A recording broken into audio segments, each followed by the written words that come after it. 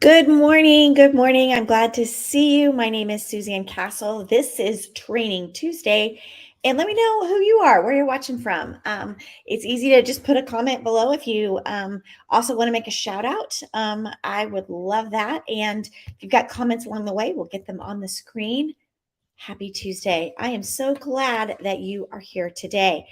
I want to talk about kind of a unique way to think about goal getting as it's September now, and in my neighborhood, people are putting fall things out, and we're thinking about, oh gosh, September, October, November, December, and then 22 is gone.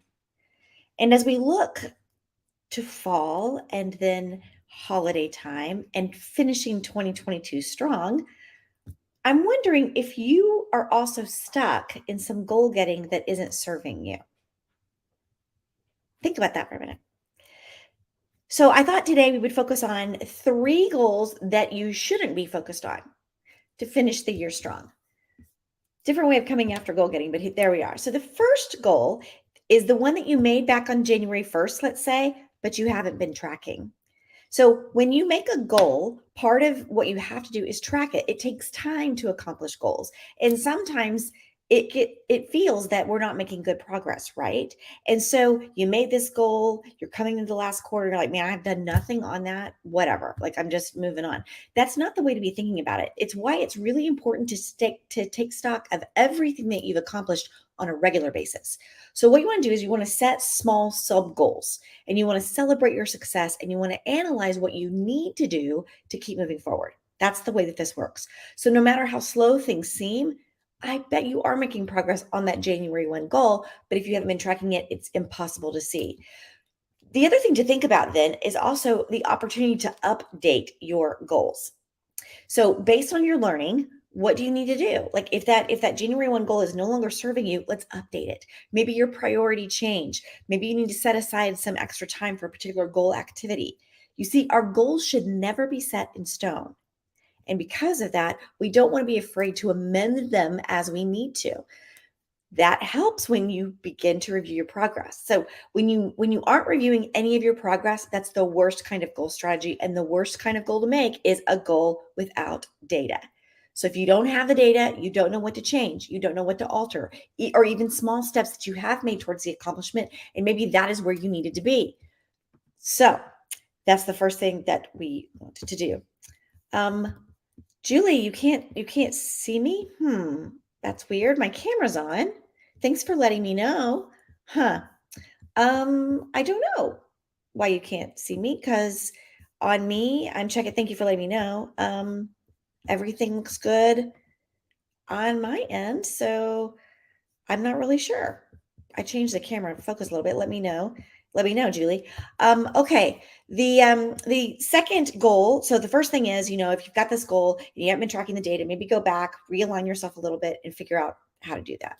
Okay. The second goal is the goal that didn't happen, but you're just keeping at it anyway.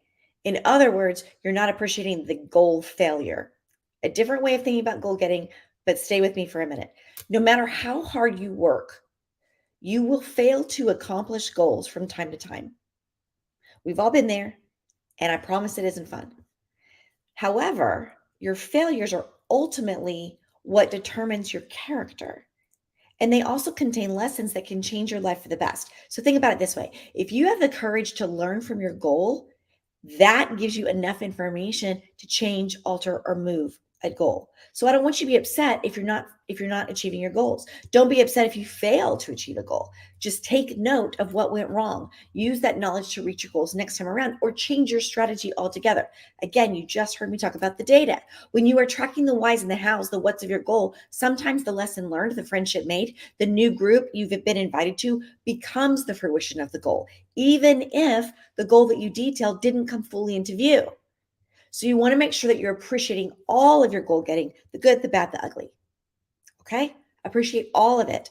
Because in turn, sometimes the goal that we set isn't what we end up achieving, but it's something completely different. Doesn't mean that you failed at goal getting. It means that whatever else was going on, maybe you could feel that way. I don't want you to feel that way. The last thing that I want to talk about is the goal that allows you to neglect a goal that brings you joy. Weird phrase.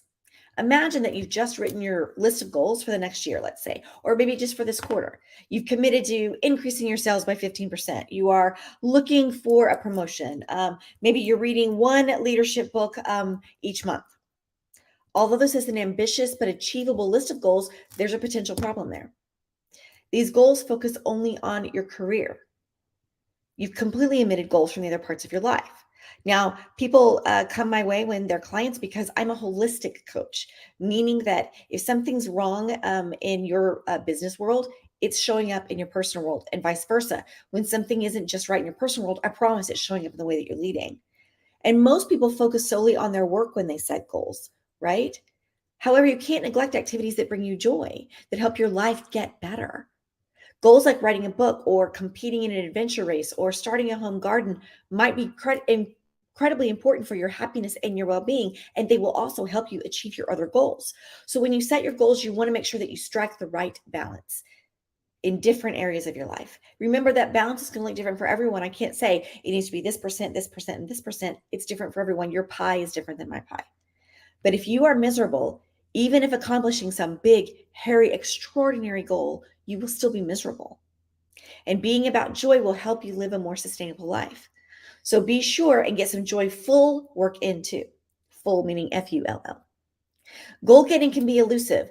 That's why this year at Verve, for the women leaders that are coming in the room, we are going to be talking all about our goal getting strategy and what we can do to get there. And I'm unveiling some new strategies in the room for each person to create a sustainable roadmap that helps you finish 2022 strong and vault you to success for 2023. And when I mean customized, I mean customized. This will be your own roadmap. So in the room, of course, there's only enough room, 40, 50 people max. We're halfway there for sure, maybe more. And you will get some one-to-one figure outable. What next steps do I need to take to be that goal-getting goddess that you need? So if you would like to come up, hit me up in the comments. I'd love to talk to you. I'd love to learn more about what you're doing, where you are, and see if Verve can serve you. So just hit me up in a comment and I will reach out back to you and we can schedule a time or have a text conversation or something like that, because I'd love to get you in the room with the other goal getters. I am so excited to help you reach your goals. I hope you know that. So if something's not going right, check the data, maybe realign, look at what you have been accomplishing, and make sure joy is a part of your strategy. I'm Suzanne Castle. This is Training Tuesday. I'll see you next week.